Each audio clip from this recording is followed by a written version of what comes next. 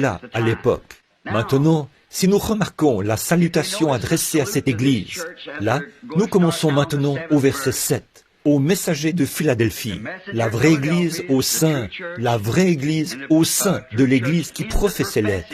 C'était une vraie Église au sein de celle qui le professait. Écrit à l'ange de l'Église de Philadelphie. Eh bien, j'ai attiré votre attention sur le fait que ces âges se chevauchent. Maintenant, vous verrez ici, l'ange, si vous observez la façon dont il a introduit l'âge méthodiste, fait un chevauchement et se prolonge un peu dans l'âge de Philadelphie, ou de Laodicée, l'âge pentecôtiste. Alors, demain soir, le messager de la Pentecôte entrera en scène pour les réprimander d'avoir rétrogradé. Tout comme dans cet âge, on les a réprimandés d'avoir rétrogradé ici, à Sardes, dans l'âge luthérien. C'est un chevauchement.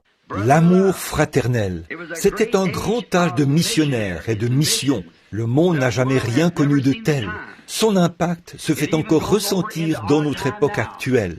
En fait, le monde n'a jamais connu une période comme celle-là, où il y avait des missionnaires partout. Au cours des dernières, je dirais qu'au cours des 150 dernières années, c'est l'une des époques les plus marquantes de l'histoire du monde, où les missionnaires ont apporté l'Évangile aux quatre coins du monde. Cela a été, en réalité, simplement aller répandre le message de l'Évangile dans des journaux, des tracts, des livres et tout. Il y a bien longtemps que l'Évangile a été apporté à toutes les nations qui sont sous les cieux. Bien longtemps. Vous voyez donc que cela prouve que ce n'est pas de ça que Jésus parlait. Il n'a jamais dit « allez par tout le monde et établissez des instituts bibliques ». Il n'a pas dit non plus « allez par tout le monde et distribuez de la littérature ». Ces choses sont bonnes. Mais sa commission à l'Église, c'était « aller par tout le monde et prêcher l'Évangile ». Or, l'Évangile, ce n'est pas uniquement la parole, mais ça, c'est donner vie à la parole. Voyez, en effet, Jésus a dit tout de suite après, « Voici les miracles qui accompagneront ceux qui auront cru ». Vous savez, dans Marc 16, sa dernière commission à l'Église, c'était « Voici les miracles qui accompagneront ceux qui auront cru ». Sa première commission à l'Église, dans Matthieu, chapitre 10, c'était « Guérissez les malades, ressuscitez les morts, chassez les démons, comme vous avez reçu gratuitement, donnez gratuitement ». Et son dernier message à l'Église, c'était « Aller par tout le monde et prêcher l'Évangile à toute la création. Celui qui croira et qui sera baptisé sera sauvé, mais celui qui ne croira pas sera condamné.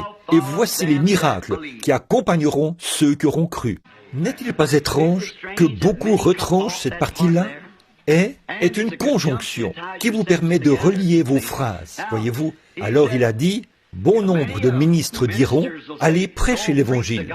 Celui qui croira et qui sera baptisé sera sauvé. Et celui qui ne croira pas sera condamné. Et voici les miracles qui les accompagneront, ceux qui auront cru. En mon nom, ils chasseront les démons, ils parleront de nouvelles langues. S'ils saisissent des serpents ou s'ils boivent un breuvage mortel, cela ne leur fera pas de mal. S'ils imposent les mains aux malades, les malades seront guéris. Les miracles du Dieu vivant qui s'opèrent parmi les gens. Oh, jusqu'où? Par tout le monde. Vous saisissez? Par tout le monde. C'est pourquoi, quand je dis que le message de la Pentecôte, pas l'organisation pentecôtiste là, le message de la Pentecôte, c'est le seul vrai message de Dieu. Maintenant, regardez là, dans Marc 16, si vous êtes en train de le lire. Très bien, c'est exactement là que Jésus a commissionné son Église. Allez par tout le monde, prêcher l'Évangile. Voici les miracles, parler en langue, guérir les malades, accomplir des miracles. Ils se feront jusqu'où? Par tout le monde. Chez combien de personnes? À toute la création. C'est du début jusqu'ici à la fin. Jusqu'à la fin. Très bien. Voici les miracles qui accompagneront uniquement cette Église-ci, ceux qui croiront, par tout le monde, à toute la création. Voici les miracles qui les accompagneront, pas ceux-ci, ceux qui auront cru. C'est donc une Église de la Pentecôte. Voyez, maintenant, nous traitons